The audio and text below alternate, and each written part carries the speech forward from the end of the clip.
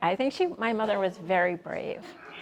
Very, very brave. One of her sayings was, just shut up and be grateful, and she was nothing if not a make lemonade out of lemons. That word, bravery, is very fitting to describe Dr. Iris Elfenbein. Described as a force, Iris received her Doctor of Education degree and spent years educating teachers before shifting to professional education for trade associations. However, always hovering in the background was her passion for creating art. So our mother had always drawn. She always liked making art. We have some early pieces that she did, as early as her early 20s. But once she retired, so she retired at 65 and she died at almost 90.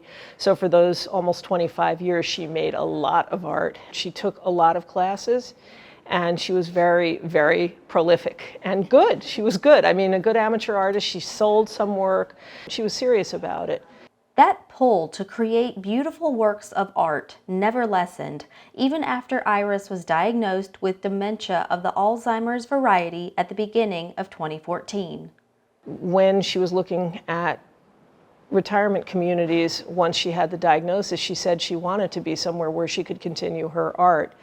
And of course, one of the selling points of Still Hopes for her and for us was that there were art classes, that you have a beautiful art room, that she could participate. And then when she moved into the memory unit, Still Hopes was amazing and facilitated the continuation of her art making. The facilitation, I just want to be clear, was extraordinary on the part of Still Hopes. Our mother could not have done this by herself.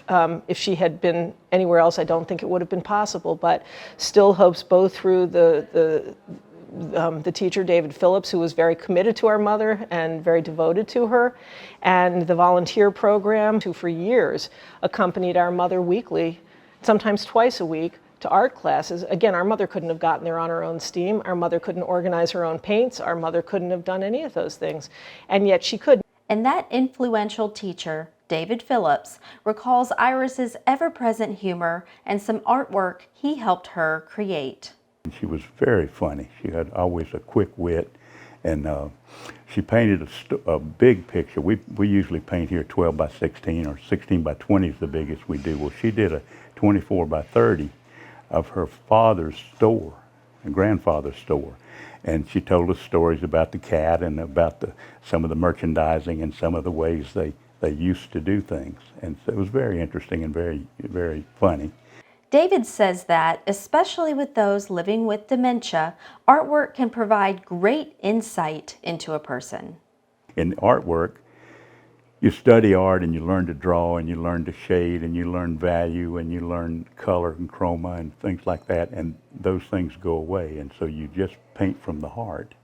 And so you can learn a lot about a person from how they paint. And so when you have dementia and you're beginning to decline in your mental capacity, you'll still have that impulse in your heart to paint the things that appeal to you.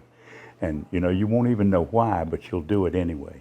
And so we can reach out to people and know what they like and know how to address them and how to speak to them and with them. And so you get closer to people that way.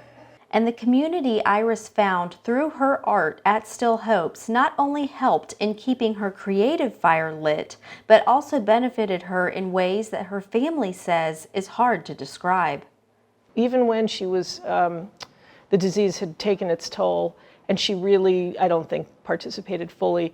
The other residents who were able to participate fully were welcoming to our mother, sort of celebrated her, and I think made her feel so important and so special for a really long time.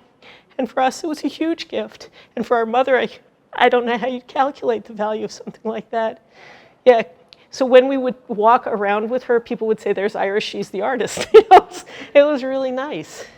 Iris lived a long and full life before passing away in late May of 2023. And while those who loved her will hold her memory close as long as they live, her beautiful works of art, some of them having a permanent home at Still Hopes, will always serve as a symbol of a life so very well lived.